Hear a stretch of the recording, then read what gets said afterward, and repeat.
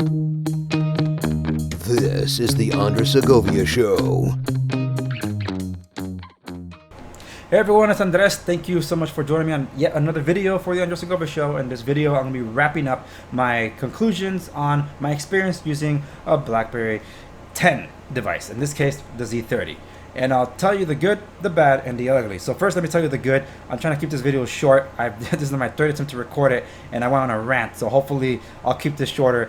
And let me tell you the good. The good is I missed the hub. The hub was just a fantastic thing to be able to get access to, because it doesn't matter what application I was on, I was able to go to the hub, immediate and expedient. Awesome, beautiful, I loved it. Another thing that I enjoyed was just the overall experience using BlackBerry 10. I felt like I never left. The keyboard, I enjoyed the keyboard. I didn't miss a beat. So it was great to be able to just get back into the whole frame of things. The experiences of the device as a whole, I guess to each their own, but to me, I'm a big fan of stereo speakers, big beefy battery. Of course, the camera isn't something that keeps up with me today, but at least nice to know it's there. AMOLED display 720, I didn't mind it so much.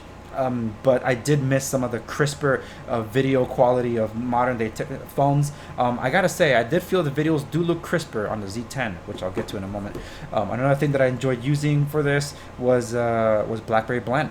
BlackBerry Blend was something that, for those of you that aren't familiar, BlackBerry Link and BlackBerry Blend, you were able to access your phone or use your phone on your computer. You were able to control your calendar, your media, transfer files to and from, whether it was whatever kind of files they were that are supported by the phone.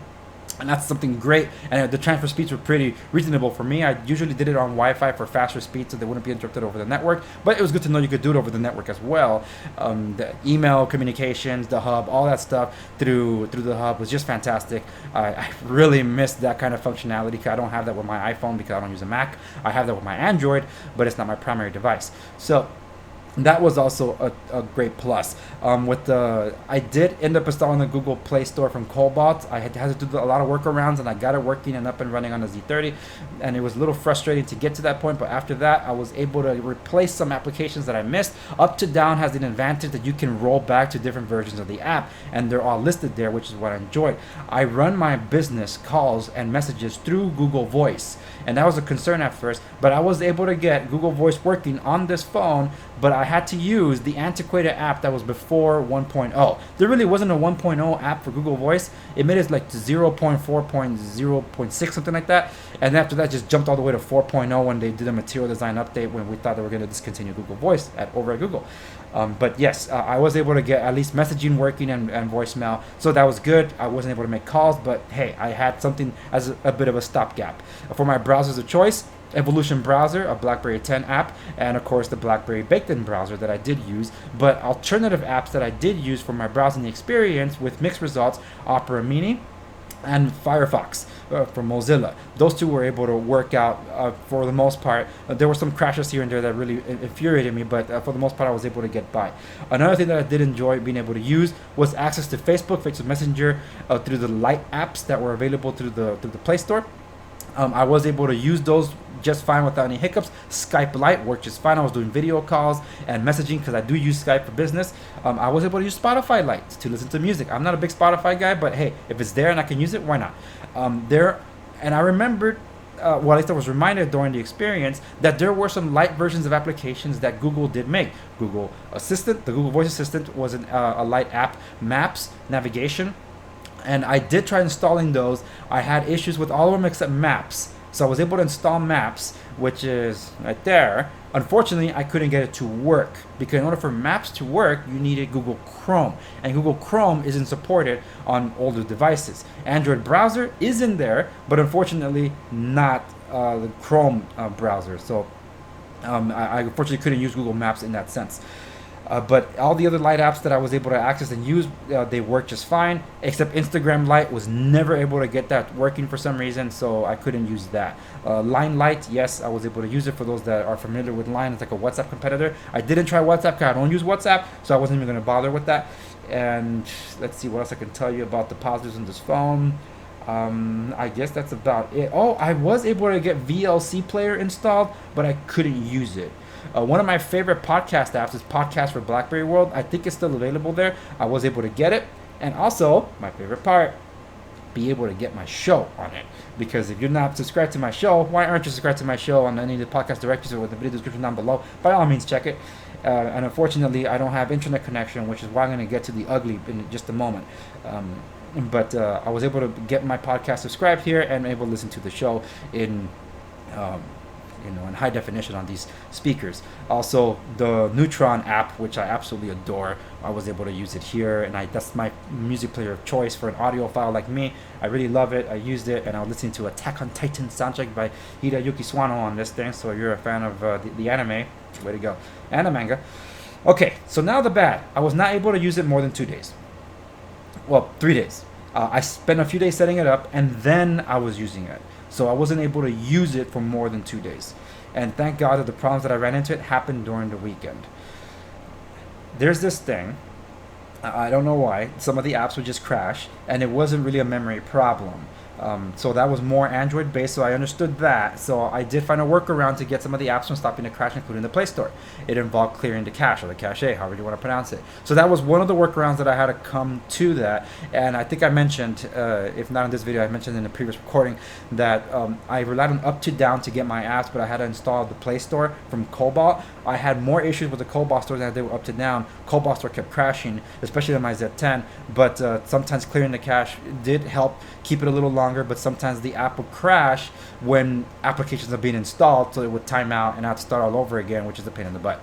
Okay, what the ugly though, for why I couldn't use it anymore, this is on Wi-Fi, but it won't connect to any Wi-Fi services. Same issue happened with the LTE.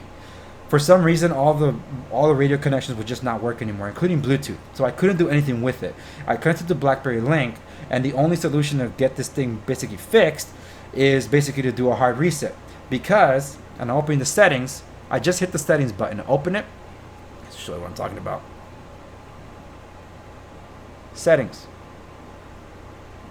And I would get a black screen, and I wouldn't be able to access any of my settings. And I remembered this is the issue I ran into when I was using it way back when, and that's why I stopped using the phone, because I kept getting to this issue. I had everything set up, even though I backed it up on BlackBerry Link and restored, it wouldn't do anything for my Android stuff, so I had to start from fresh from Android all over again. It was just so frustrating, and you have two-step verification is that much more frustrating.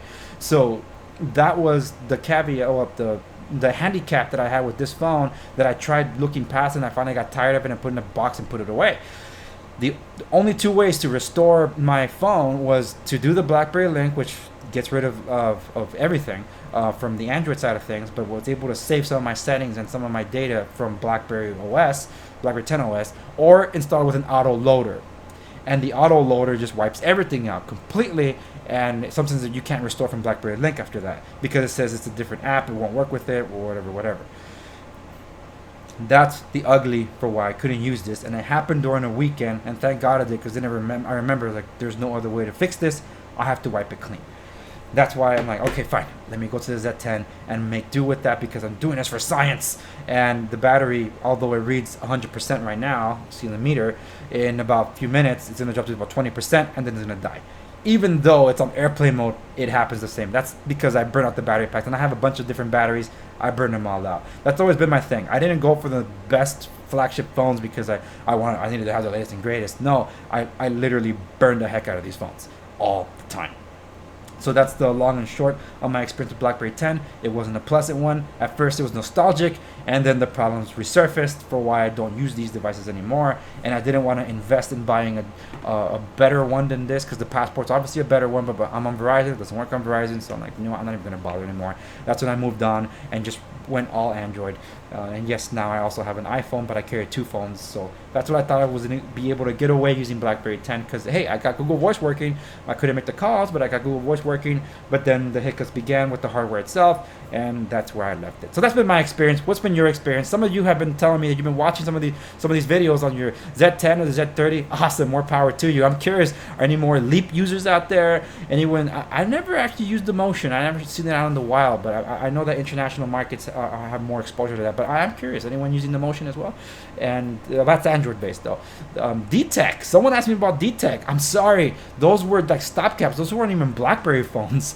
But are any of you still using D-Tech? How's that going for you? Because there were repackaged phones, but I heard there were pretty good hardware, at least decent enough for its time, and classics. I think there were classics out there too.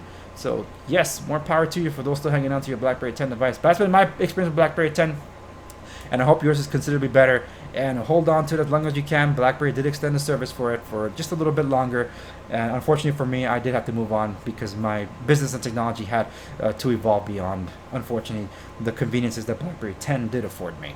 But hey, at least BlackBerry still has some Android solutions that I wish were a little better, but here's looking to the next one. Alright guys, that's it for this video. Remember, like, share, subscribe if you didn't know. Hit the notification bell if you want to know when these videos go up. Some of them are on a schedule, some of them are not. The meat of the show is on the podcast directories, which are in the video description down below. By all means, please subscribe. Thank you so much for your support. I got exciting announcements I want to make, but I won't make them until I'm certain. So I'm excited to share that news, but I don't want to share it because I don't want to jinx it.